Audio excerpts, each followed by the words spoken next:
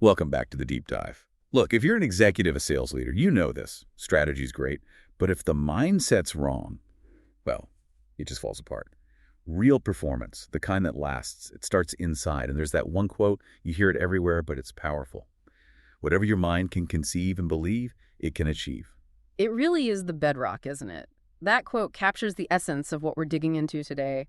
Our sources, especially the sales experts, they've taken Napoleon Hill's classic Think and Grow Rich and framed it perfectly for sales leadership now. Right, and this book, 1937, it's amazing it still resonates. It wasn't just some random ideas he had. Oh, definitely not. It was serious work, 20 years of research. Andrew Carnegie, the steel guy, actually challenged Hill. Yeah. Said, go find the common thread among the most successful people. So Hill interviewed, the giants.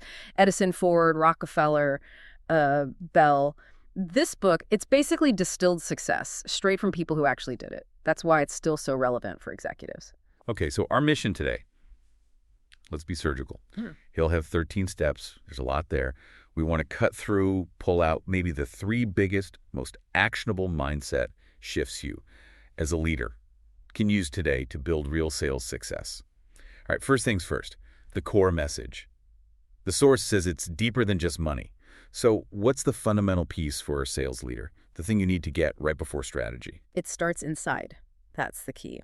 Hill called it a burning desire and a definite purpose. It's not just wishing. It has to be this intense focus, almost an obsession. Yeah, intensity. Okay. So our first actionable insight is something like, you have to persuade yourself first before you can lead a team. Is that the idea? Exactly. You've got to master your own internal sales process. Hill used the term autosuggestion. Sounds a little fashioned, maybe. Yeah, maybe a little bit. But the principle is solid.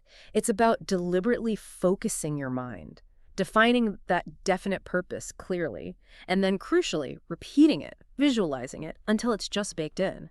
For a leader, that means painting that vivid picture for the team, the purpose, the impact, the win, making it so real they operate from belief, not just crossing their fingers. Right. If the leader doesn't genuinely believe it, embody that faith, how can you expect the team to? It's got to be authentic. It's the ultimate pre-sale, isn't it?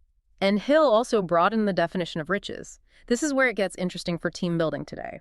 The source mentions knowledge, relationships, and fulfillment.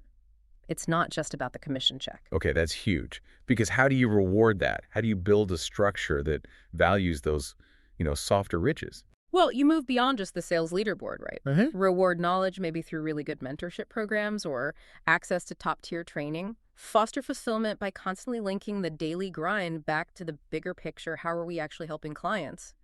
And relationships. Recognize collaboration, team wins, not just the solo closing numbers.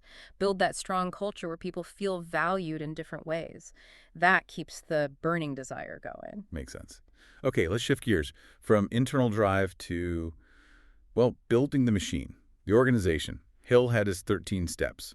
For an executive focused on structure, scale, which ones really stand out as strategic?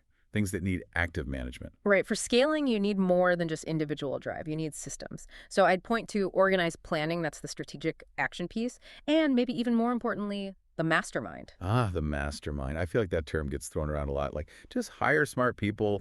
But Hill meant something deeper. Oh, much deeper. And this is critical for executives. It's about synergy. It's when you get 2 or more minds working together, totally aligned on a specific goal, in harmony. It's not just having talented managers, it's ensuring they're unified and their combined brain power creates something bigger than the sum of its parts. Think sales, marketing, product, all locked in.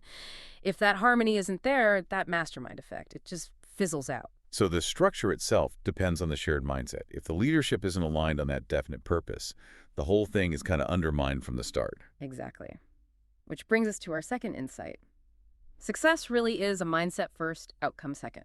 Your planning, your people strategy.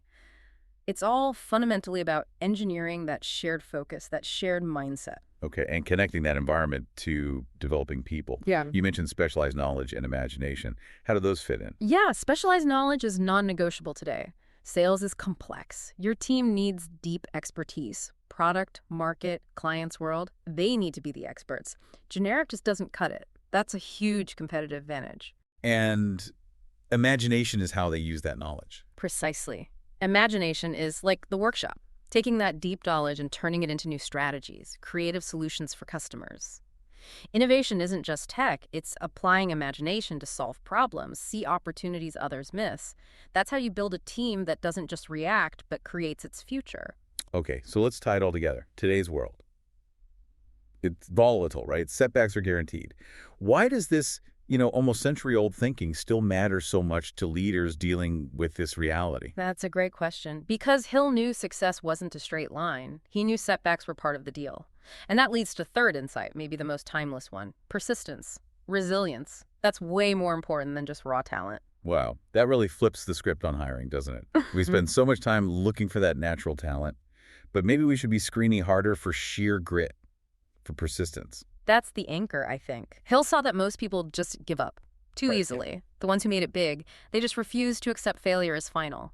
And importantly, Hill lived it. Right, the source mentioned his own struggles, bankruptcy, setbacks. Exactly. He wasn't just theorizing from an ivory tower. He faced massive failures, personal flaws, the works. His teachings came from applying these principles himself just to survive and rebuild. It proves the mindset works because he made it work through hell and high water. That really changes how you read it. It's not a get-rich-quick scheme. It's about living richly, with purpose, with that relentless persistence, and, yeah, faith in yourself even when things look grim. That's exactly the mindset you need for long-term sales success. Perfect summary. Focus thought, crystal clear purpose, and just relentless, definitive action. Hill believed that combination genuinely has the power to shape your destiny. It's not luck, it's engineered resilience. So here's something to chew on, especially if you're managing talent. Look at your strategy right now. How much effort, time, budget is going into finding talent, and how much is going into building the persistence, the culture, the support, the recognition needed to help your team weather the inevitable storms they will face. If you want to explore these principles more deeply, figure out how to apply them to boost your team's performance and drive greater sales success. We definitely recommend checking out thesalesexperts.com. Thanks for joining us on the Deep Dive. We'll catch you next time.